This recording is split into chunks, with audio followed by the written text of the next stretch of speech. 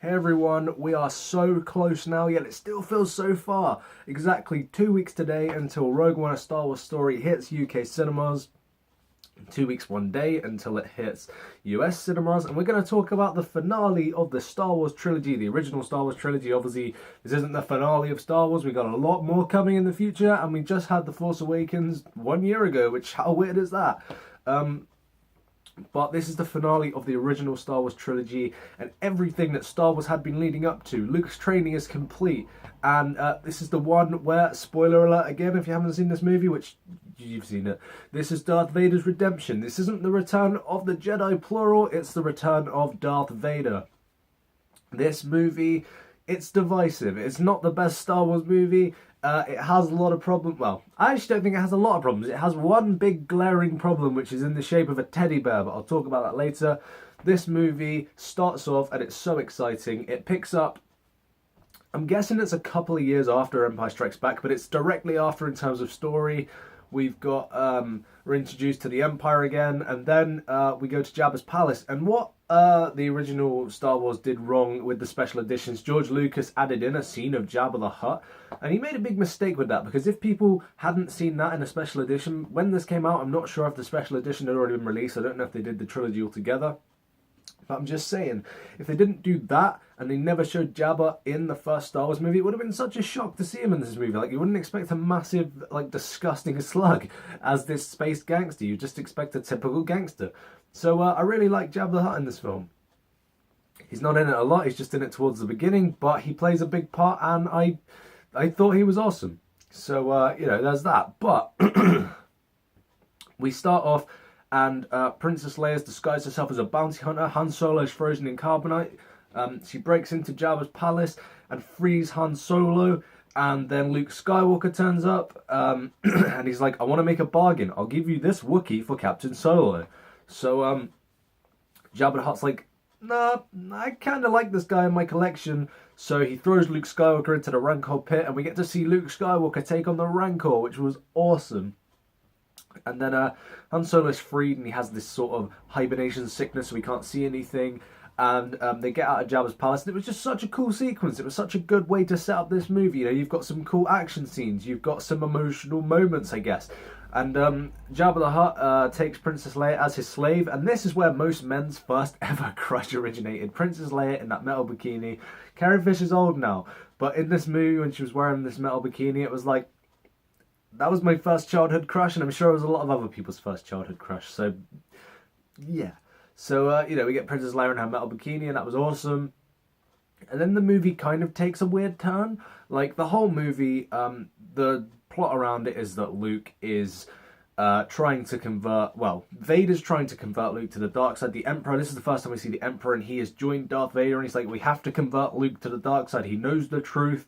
Bring him to the dark side and we will all rule the galaxy. But Luke's like, no, I got other plans. I'm going to bring Darth Vader back to the light side, and he's going to be a Jedi again, and we're going to take over the Empire and destroy them. We're going to have control of the... Well, they don't want control of the galaxy. They just want to save the galaxy. The galaxy, I guess, is in its own control, but, there's all that. But, so yeah, that's the basic premise. But we end up having some scenes in Endor, and the reason that the...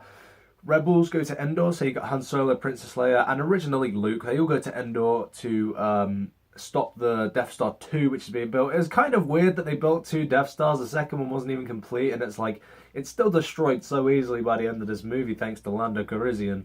But the Death Star 2, its base is on Endor, the forest moon, and it was cool. You get to see the scout troopers on their little speeder bikes, and that was a really cool sequence when Luke and Leia are like taking on the scout troopers, and they're like flying into trees and exploding. But then we're introduced to Ewoks, and it just doesn't make sense that they're in this. I mean, you could have had such more sort of menacing looking creatures or more better looking creatures, but instead we've got teddy bears. And it's like, okay, I'm sure something lives on this planet, but why teddy bears? Why out of everything? And you've got this big battle between the rebels and the Empire, which could have been awesome. Bring all the rebel soldiers in, take out these stormtroopers, but instead it's Ewoks versus stormtroopers, and they're firing their bow and arrows, and they're wearing this armor, and they have these plasma guns, and like, they're blasters, and it's like, You would take out these fucking teddy bears so easily, but instead you're having rocks thrown at you and you're dying. Come on, the Empire needs to step up its game. Emperor Palpatine, why do you do this? So a lot of the Endor sequences are pretty dumb. But even like there's a scene where Chewbacca, he's swinging from a vine, he jumps on top of this AT-ST Walker and he's screaming like Tarzan, and it's like, okay, fine. I'm sure Chewie could easily take on stormtroopers, but Ewoks, I don't know. I don't like these little bastards. But I am grateful that I actually managed to get hold of the original theatrical cut of this film, because there's much better stuff in it. Like, so you've got the conflict between Luke and Vader, and they don't have Darth Vader screaming no in this one, like they did in Revenge of the Sith. I'm sure they just recycled him saying no, unless the special edition of him saying no was before. It doesn't matter anyway. But the main thing that I love about this movie, and the reason that I really, really like this movie, and it's a solid Star Wars movie, is the conflict between Luke Skywalker and Darth Vader.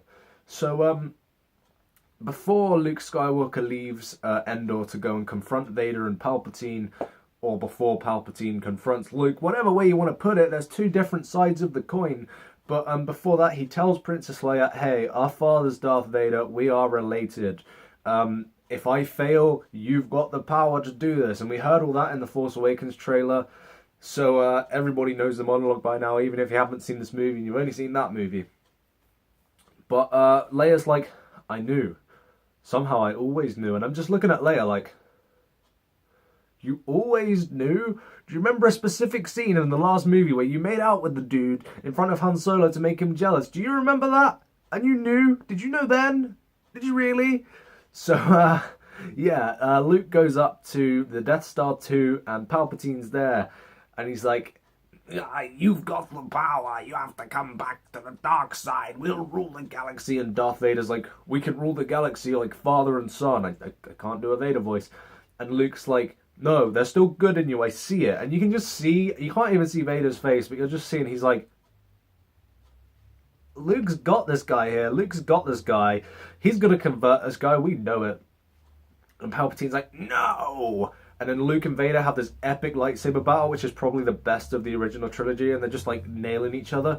But Luke gets the upper hand, and he starts nailing on Vader. It's like, doo, doo.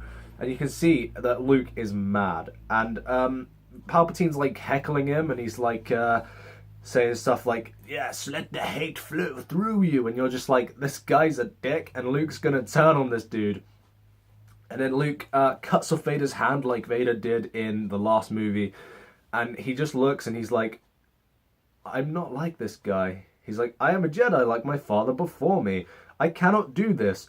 So he stops and he's like, I won't kill him. So Palpatine ends up like wailing on him with his lightning, like, and Luke's on the floor, all like sort of squirming away, and you can see he is in great pain. And that's probably the darkest moment of this trilogy as well. He is in pain. He's on the floor. He's like sort of wriggling around, and Vader, you can just see under that mask that he is heartbroken or angry or both.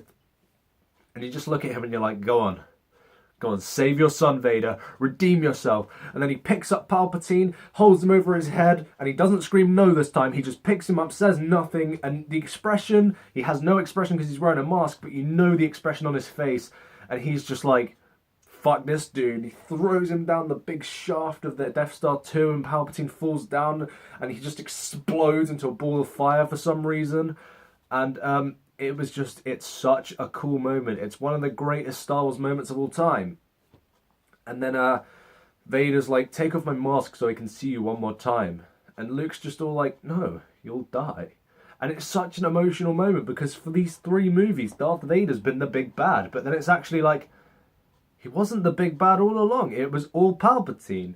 And you just really feel bad for Darth Vader at this point. And it's like, I didn't know I could feel that. And he takes off the mask, and it's Anakin Skywalker, Sebastian Shaw playing him, and you're just like, this is a sad moment.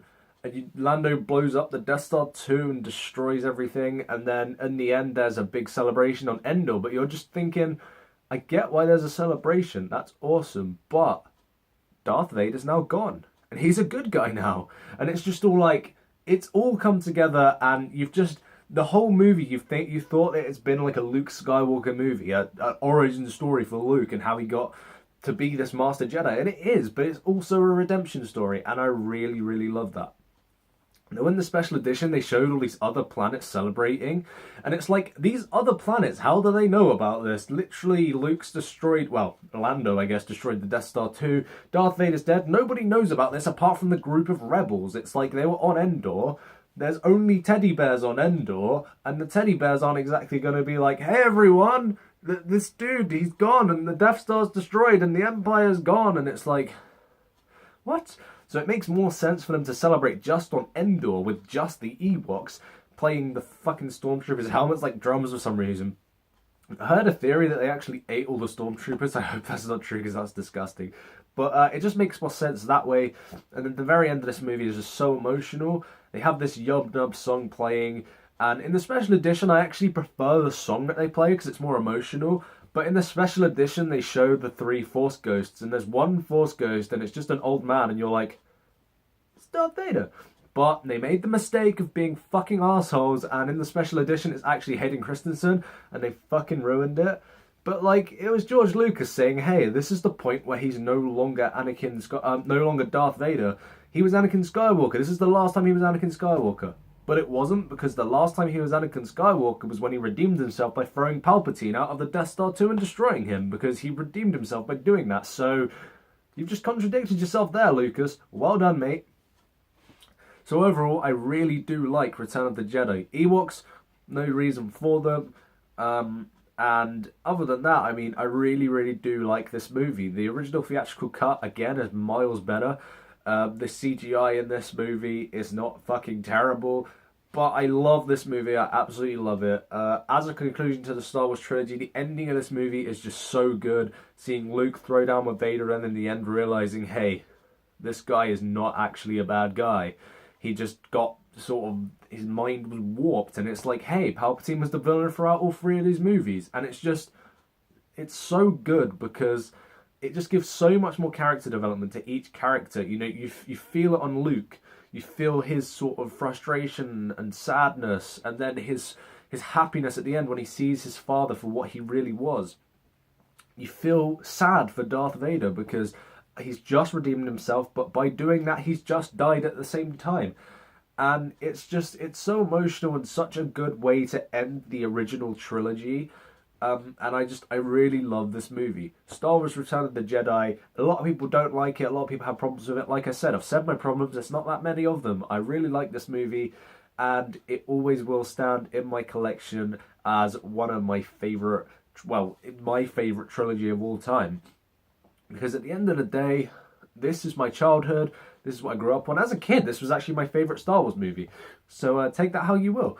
But Star Wars Return of the Jedi, that's my original trilogy reviews over. Next review will be for Star Wars The Force Awakens. And after that, Rogue One, A Star Wars Story. We are nearly there, people. So I will see you guys very soon.